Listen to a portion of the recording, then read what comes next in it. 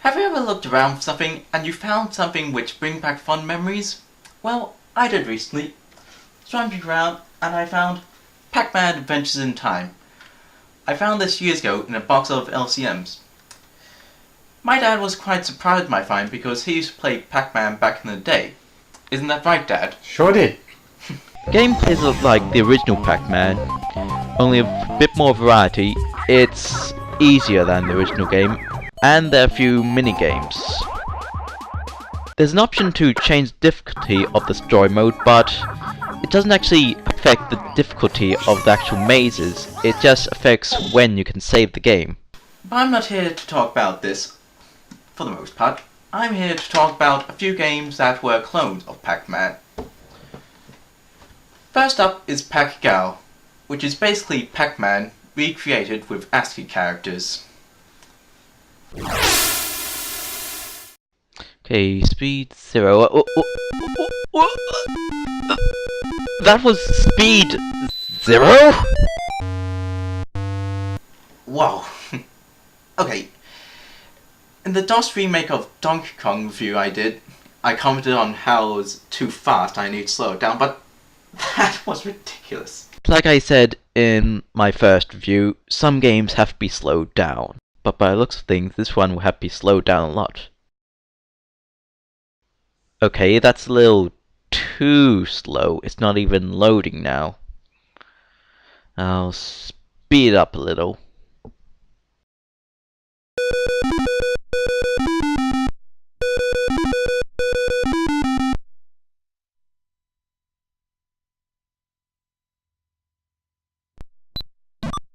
So as you can see, the game plays like the original Pac-Man, only with ASCII characters.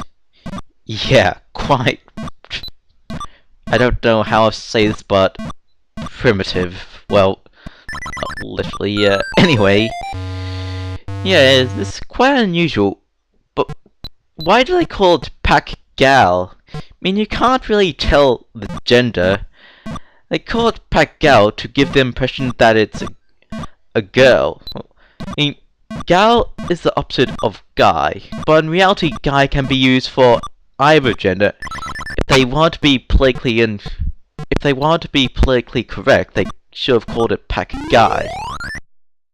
So yeah, this still seems a little slow, so I'll speed it up a little.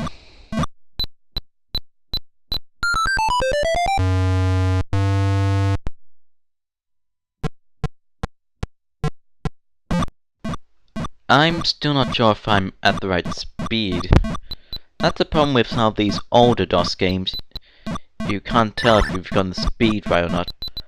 For Donkey Kong and Gianna Sisters, it was easy to tell if you had the right speed, but this game, not so much.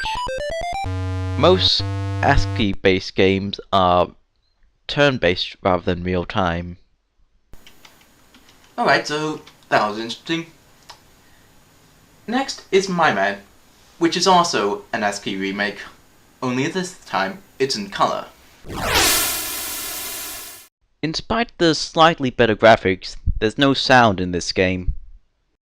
I think it's kinda cute, the idea of Pac-Man being represented by a C that gets little and big to represent it eating the pellets. Well, it's a great Pac-Man remake, with one problem. It keeps on freezing all of a sudden. Come on!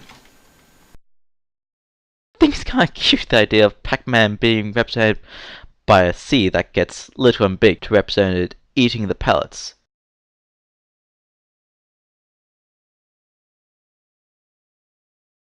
What? How was I supposed to know that was gonna happen? Okay, this could have been okay if it worked properly. Next up is 3D Demon, which is basically Pac-Man in a 3D perspective. Quite interesting. Do I want black and white or colour? I'll go for colour.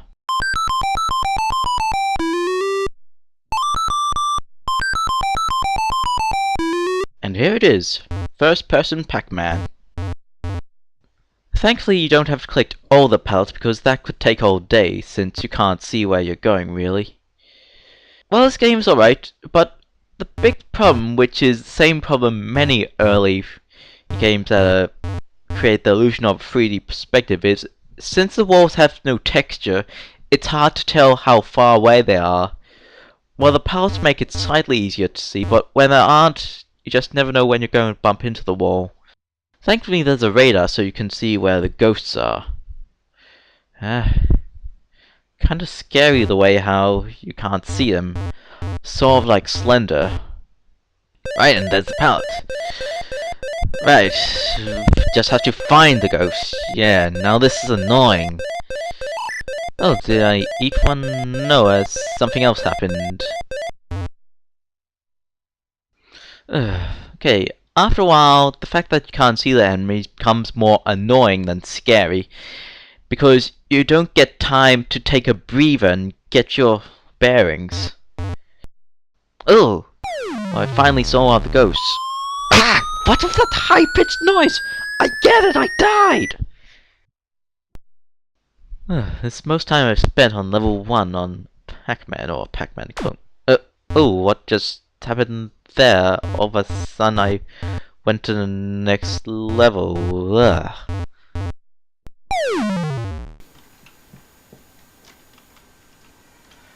So anyway, this game is... Wait, what? Poo poo pistachio? That's a really immature joke, but the fact that someone who's involved in this game would actually put that there.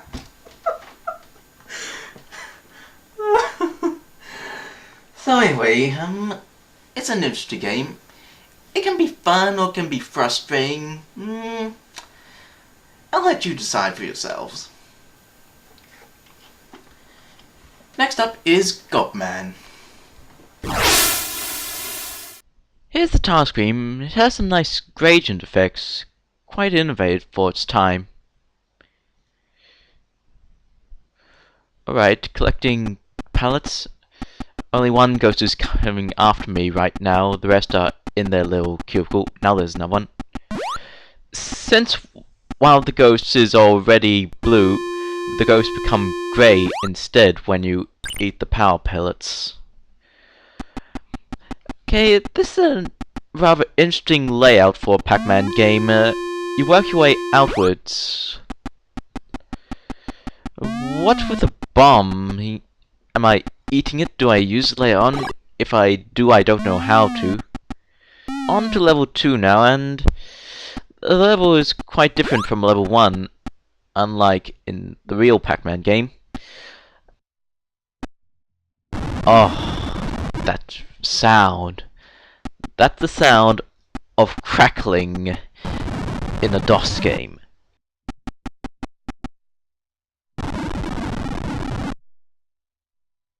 Right. Mount C. No, I want a capital C. R?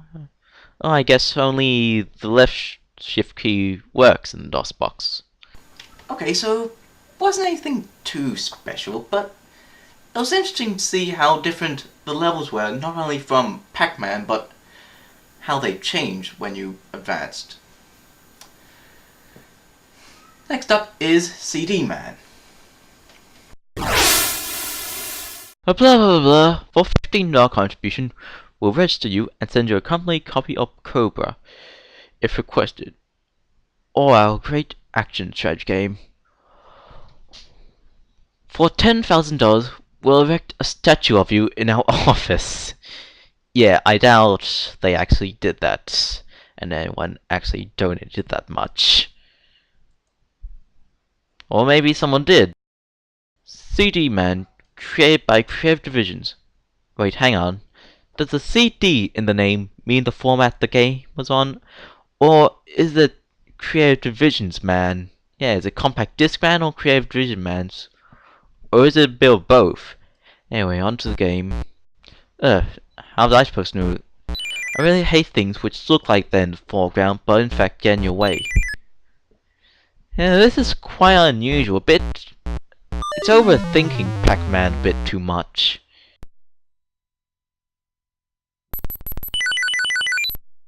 What the?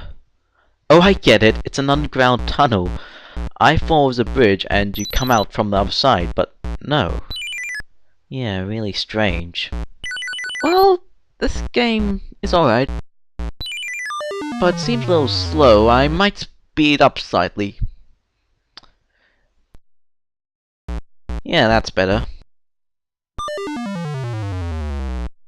Alright, that was okay, but it just seemed unusual. Next up is Pac-Bar, whatever that might mean. Pac-Bar. They're really starting to run out of names. Oh, the ghosts are blue already. Can I eat them? Oh, no. So you can't eat the ghosts, and there's no way of eating them since there are no palates, but there's these eyes you eat. That's a bit unusual. Those are supposed to be the corpse of ghosts. One of the most annoying things about the game is all these dead ends. The most annoying thing in Pac-Man is whenever the ghosts gang up on you. But in this game, since there are lots of dead ends, it only takes one ghost to corner you. I find the sound effect of Pac-Man eating the dots kinda cute. Yeah, those dead ends are virtually death traps. What's with the caterpillar? I don't get it. There are lots of things I don't get in this game. Why do all the ghosts have buck teeth? Are these beaver ghosts? Okay, so that really wasn't anything special. Next is APAC. This is quite a late DOS game. Incoming Mission Impossible theme. Starring Pinky, Inky, Clyde, and APAC. Okay, I know the name was right there, but it really felt like it was going to say Pac-Man. Most people don't even know the names of the ghosts of Blinky, Pinky, Inky, and Clyde. That would have been like if there was a Super Mario Bros. 2 ripoff and had Toad, Peach, Luigi, and the star, Steve.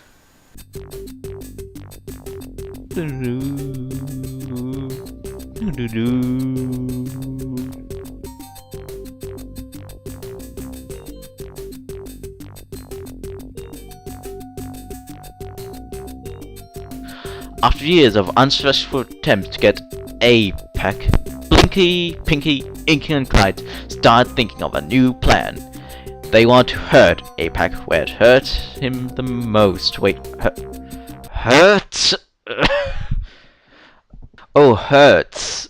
In what kind of font does an S look like an E? Finally, they decide to kidnap Miss APAC. And so, by sneaking at night, they went to APAC's home and took Miss APAC with them. As APAC woke up and understood what happened, he ran out searching, starting underwater. And now I'll let you listen to the rest of the Mission Impossible theme.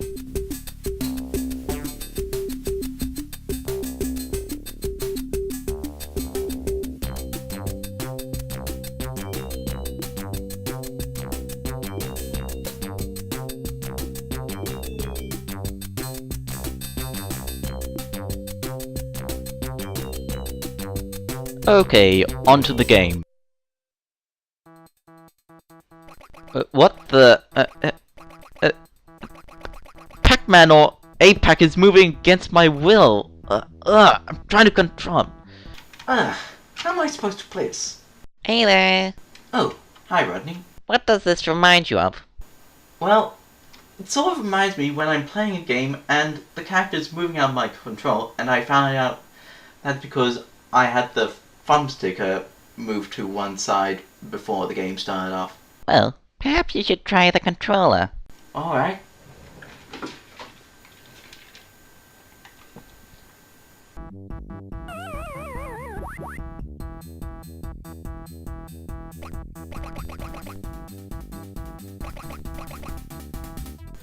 This sort of works.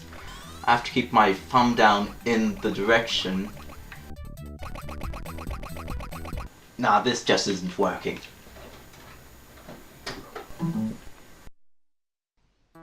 Right, oh, he stopped. I'll have to start the game again. Alright, I have one question. Why is this underwater? I get it because it's moving horizontally and vertically. Yeah, no one thinks that way. People always think of it as an overhead view. Okay, as you can see here, that would actually look different, but people have imagination. Well, gameplay-wise, there's no difference from the original Pac-Man, apart from the fact that the cherries move around the maze instead of staying still. Okay, so that didn't really have anything else to offer that the original Pac-Man doesn't have, apart from slightly better graphics and the fact that the cherries move. So, none of these games were really all that innovative apart from Free Demon, which had an interesting concept. Bit hard, but interesting. So yeah, if you're gonna play Pac-Man, play the real Pac-Man. By the way, you know that scene in Scott Pilgrim vs. the World where Scott Pilgrim talks about how Pac-Man was called Pac-Man in Japan? Yeah, that's all true.